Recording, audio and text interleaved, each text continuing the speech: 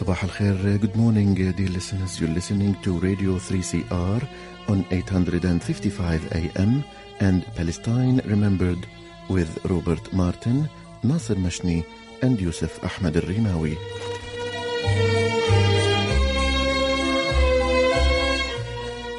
Palestine Remembered is Australia's only English-language radio program that is totally dedicated to Palestine.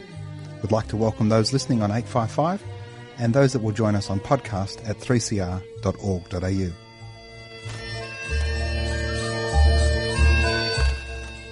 Thanks for joining us. Stay with us and enjoy the episode.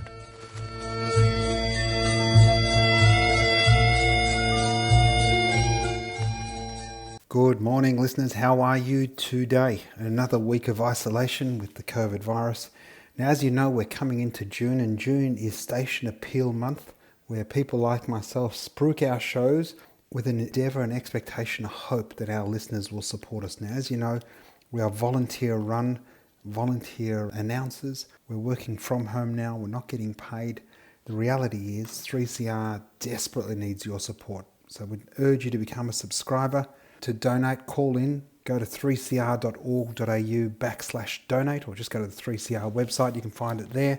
Or you could call in on 9419 8377. Donations over $2 are tax deductible. So be sure to call in and make a donation to 3CR's appeal and keep shows like Palestine Remembered on air. We need your support and can't do it without you. So be sure to donate at the end of this show. Ladies and gentlemen, some exciting news. We've got a super treat for you. Robert Martin has joined us today. Good morning, Robert.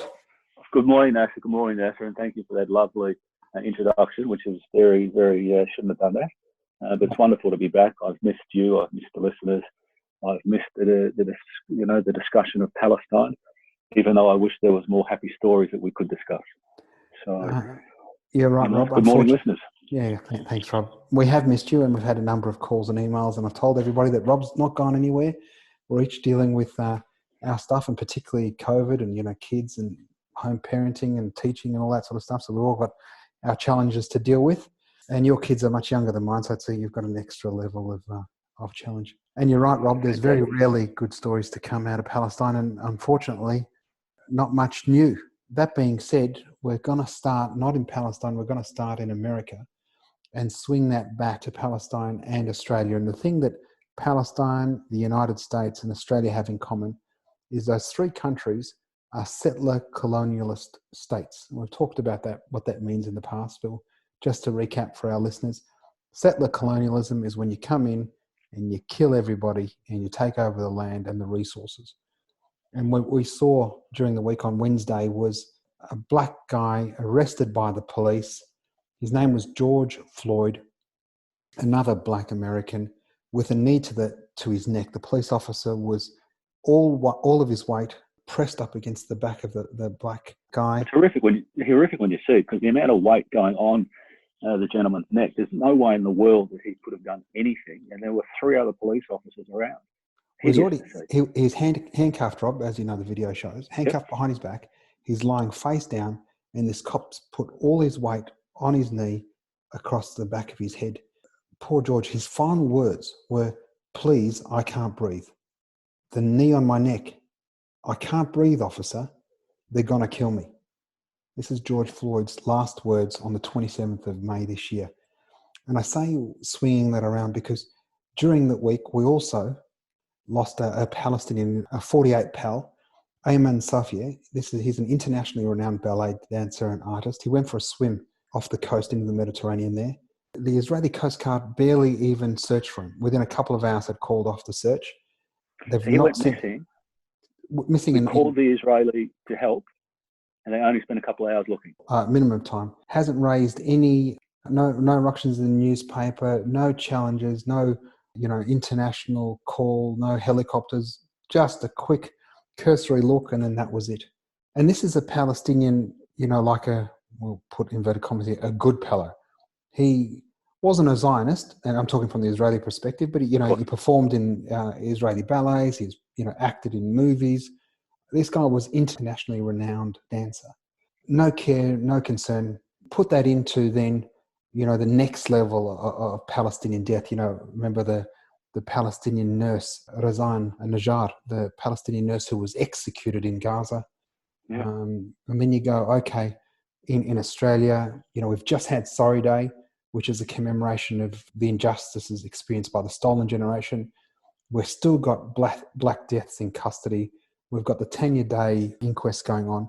And what we see in all of those circumstances is an oppressed minority who is second-rate, second citizen, treated differently, whether it be execution by sniper with Razan, whether it be a knee to the back of the head and the suffocation of a black man being under arrest, allegedly for having a bad check, writing a bounce check. Nobody deserves to die for a bounce check.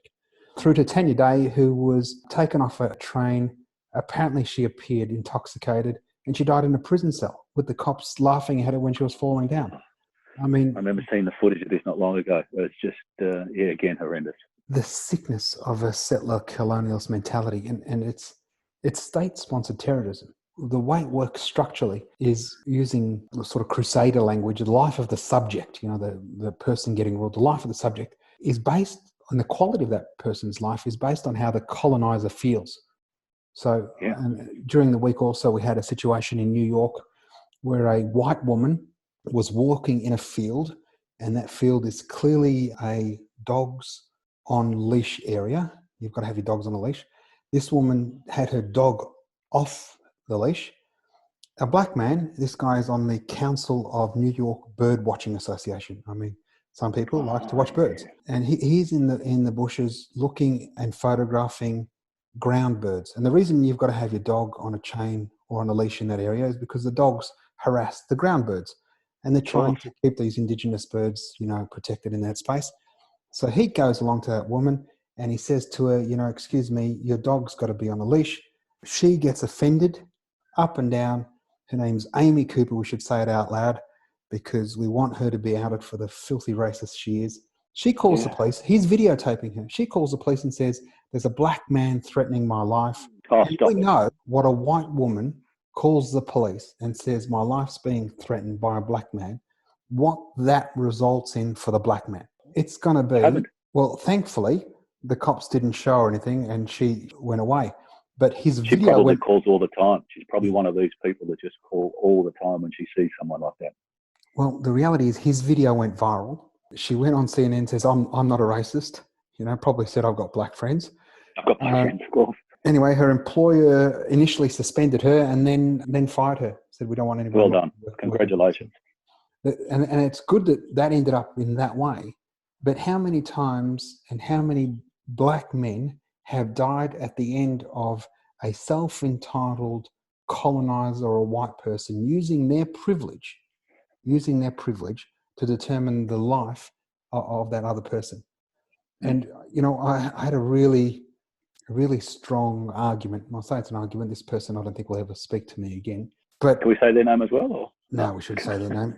But they said to me, "What did George do for the cop to arrest him?" Now, I'm going to say this to anyone who actually wants to justify any killing by any armed individual. So anybody that says, what was Roseanne doing when she got shot by an Israeli sniper?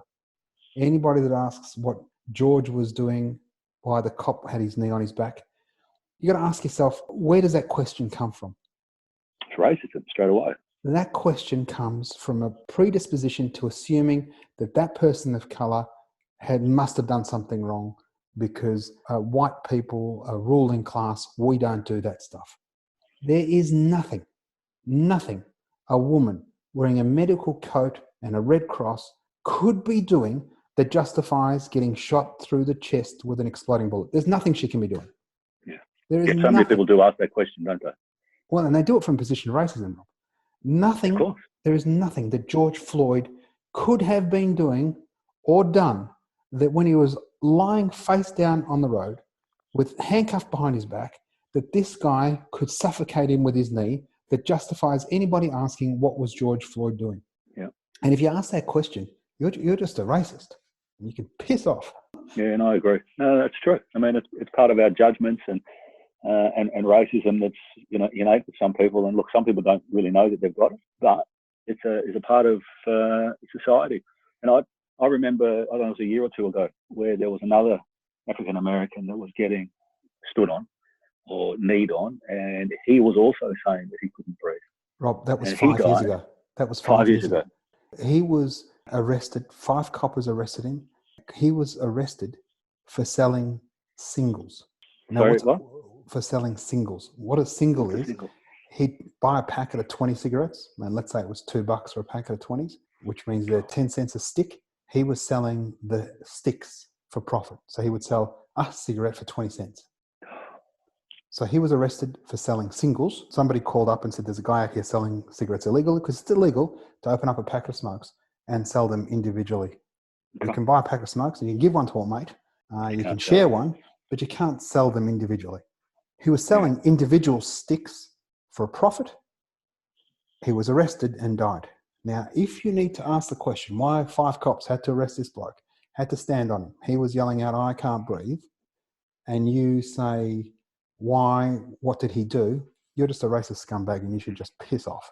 Mm-hmm. Well, the police officer or the police at that time, the stance over him was exactly the same as what happened today. They're obviously taught to do it, block the airways if you can, so they don't move. It's terrific, and it's unfortunately that we keep talking about these things, and they're not decreasing in any way, shape or form. That original I Can't Breathe, his name was Eric Garner when he was put in a chokehold by the NYPD, and that was in December of 2014, Rob. So 5.5 years ago, but it feels like yesterday, as you said, it was only a year ago. Well, hopefully the person that killed him, or the people that participated in the killing of him, are doing long sentences in jail. I don't know the particulars of the Garner case. I don't think anybody went to jail, Rob. I know there was, it was one of the impetuses for the Black Lives Matter movement.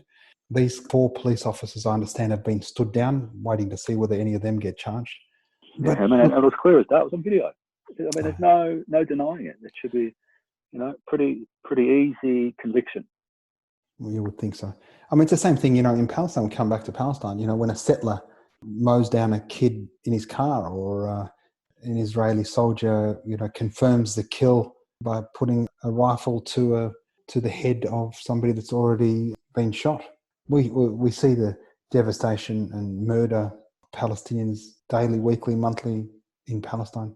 It's obviously there's many videos that we've all seen that we wish we hadn't seen. The Israeli soldiers, celebrating after hitting a Palestinian or killing a Palestinian. It's engraved as a hate, as you say before. The colonial regimes, they treat them, I don't believe, like second-rate citizens. They're more like animals. They just look down at them.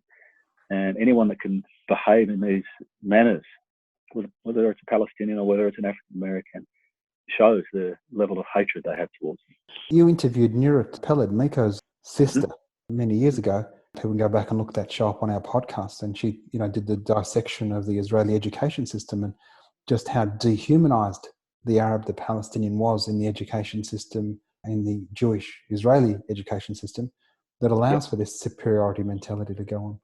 Yeah, and when you're raised from a very early age, and they believe it hits from about the age of 5 or 6 where it really starts to go into their brain with their education, and the way that the army brings up the parents of a level of hatred that's been brought up with the kids.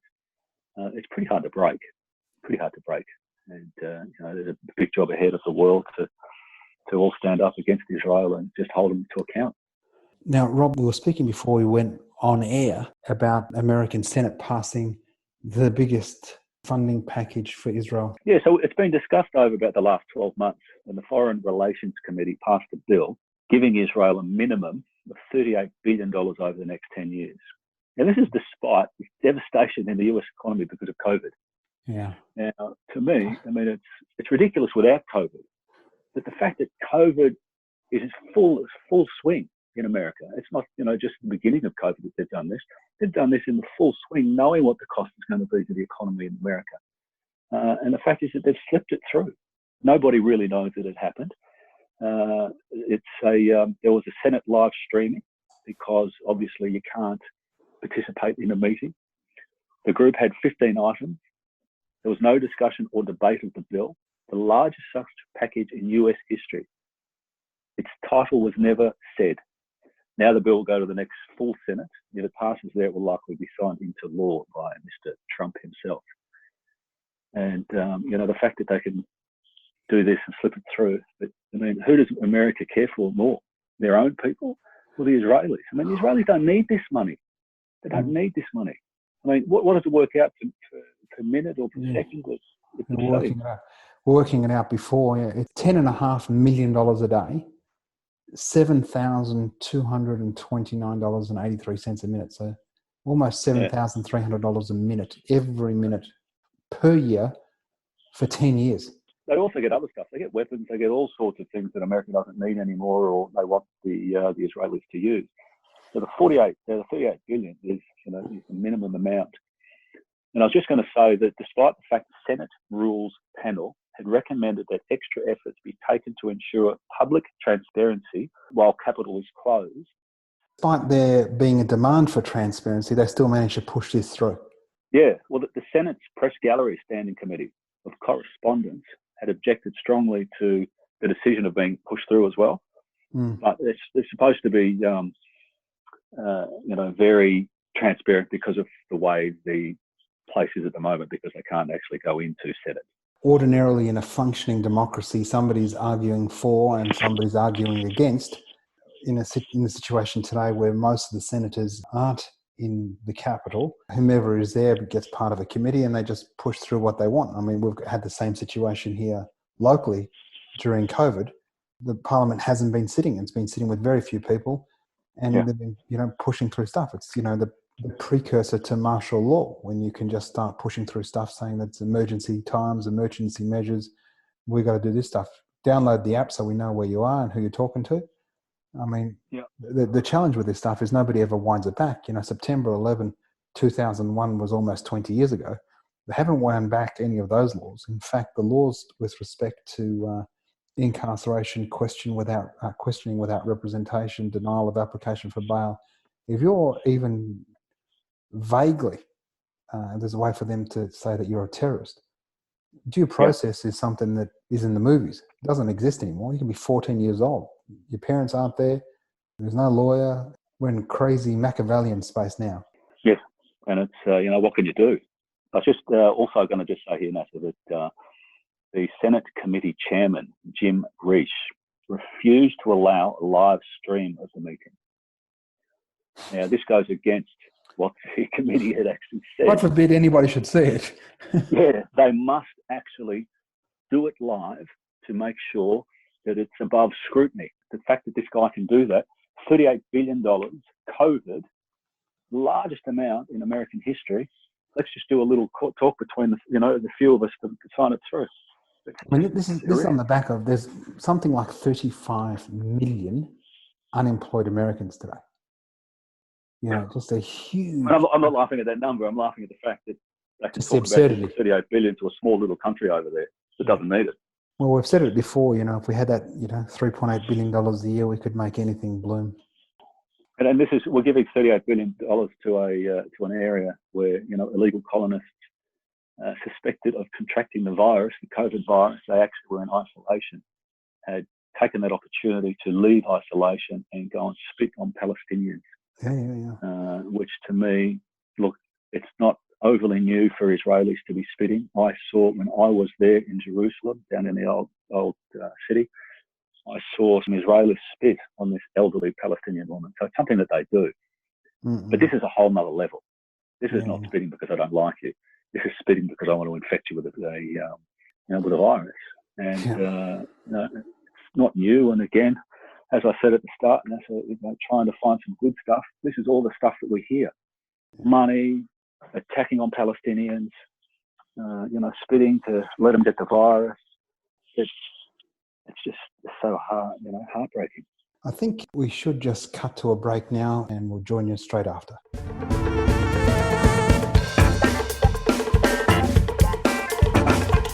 Throughout the month of June, we'll be asking you, the listener, to support radical community-owned media during our June station appeal.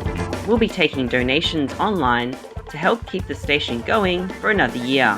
Like so many community organisations, we're feeling the impact of COVID-19 restrictions. and we know you are too. But independent community media is more important than ever, and we hope you can show your support with a donation. The 3CR Station Appeal starts on Monday the 1st of June. To donate, go to 3cr.org.au. 3CR, here to stay.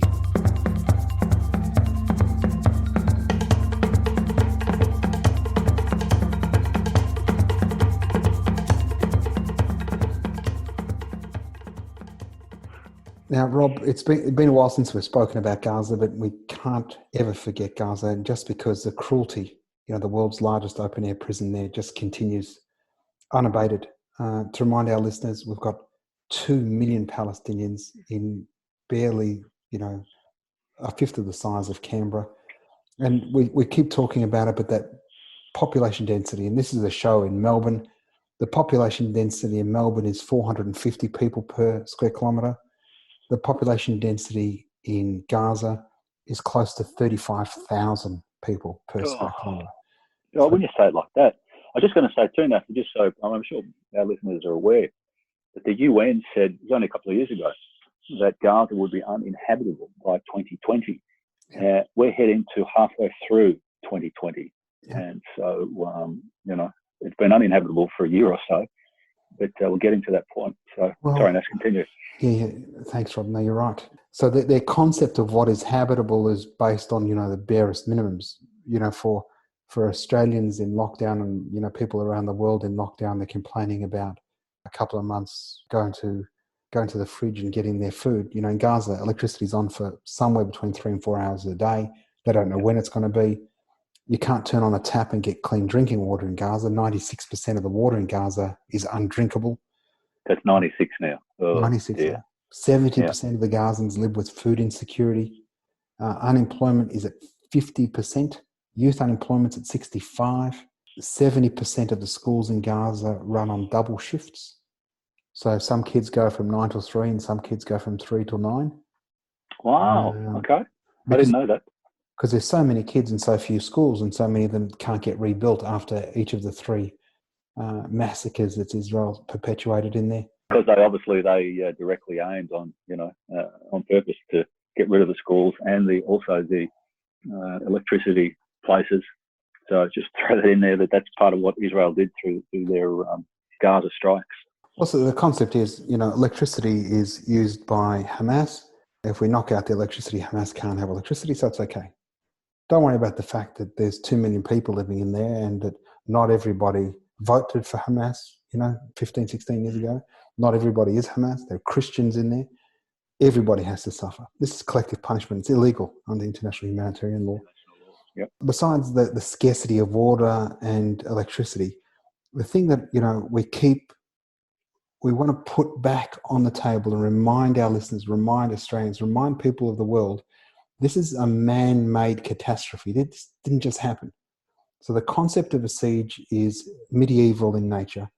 It was when an invading army or an attacking army laid siege on a castle. They would surround it. They would cut off the water. They would deny food into the castle and its residents, the king, the soldiers. They would bomb it, eventually forcing those people to surrender. That's the concept of a siege. Now, Gaza's been on siege for 14 and a half, coming on to 15 years now. And if we go back to the Dov Weisglass, and this is a guy who was the advisor to the Prime Minister at the time, Ehud Olmert, and he said, the idea is to put the Palestinians on a diet, but not to make them die of hunger.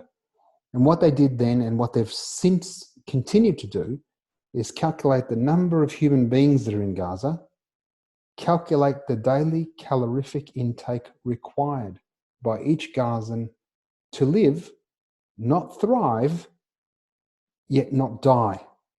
And that's how much food they allow in each day. I mean, it's just brutal, evil at its absolute core. Block imports and exports so businesses can't work.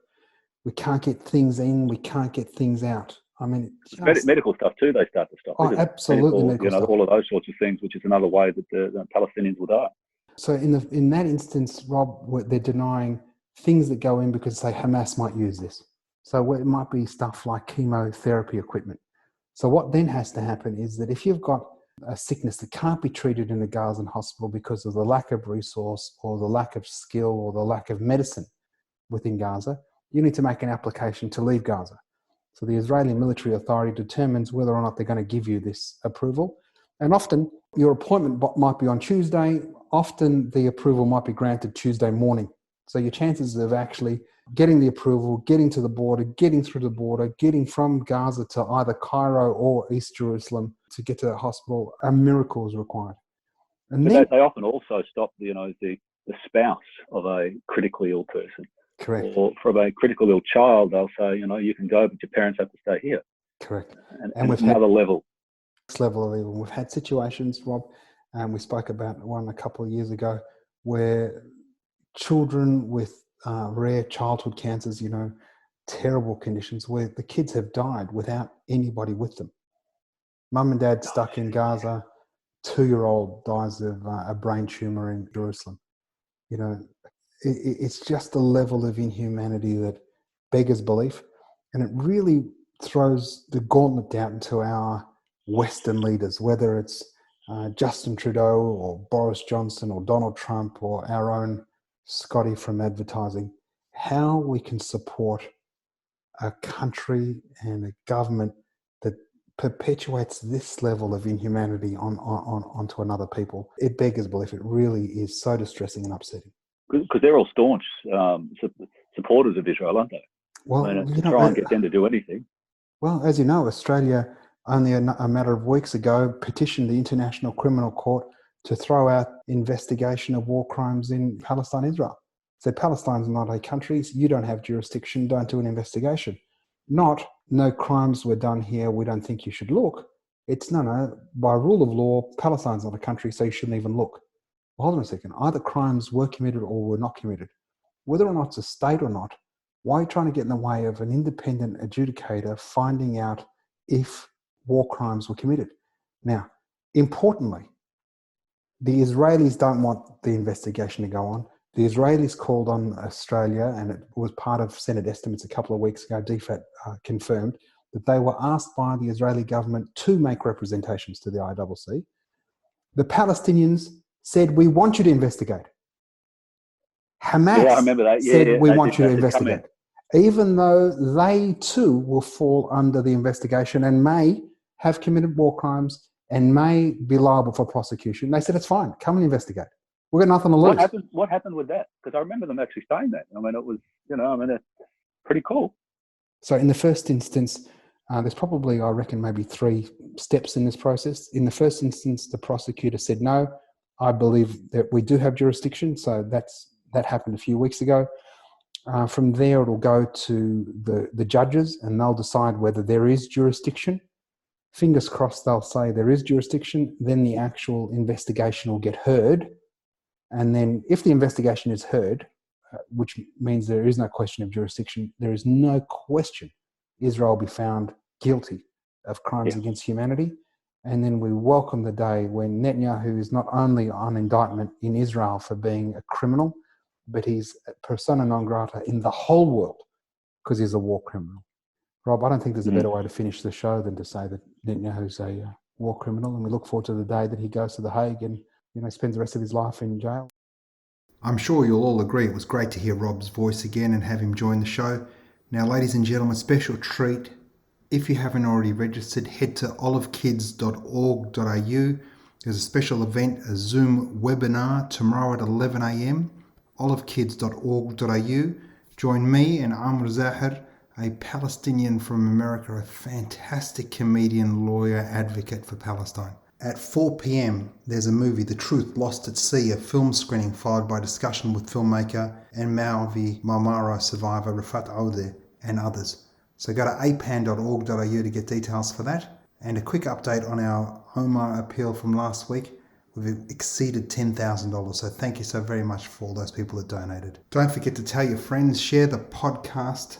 Go to 3cr.org.au, become a sponsor, support the station and our show. We need your help to stay on air. 3CR needs you. Thank you, and remember, free Palestine.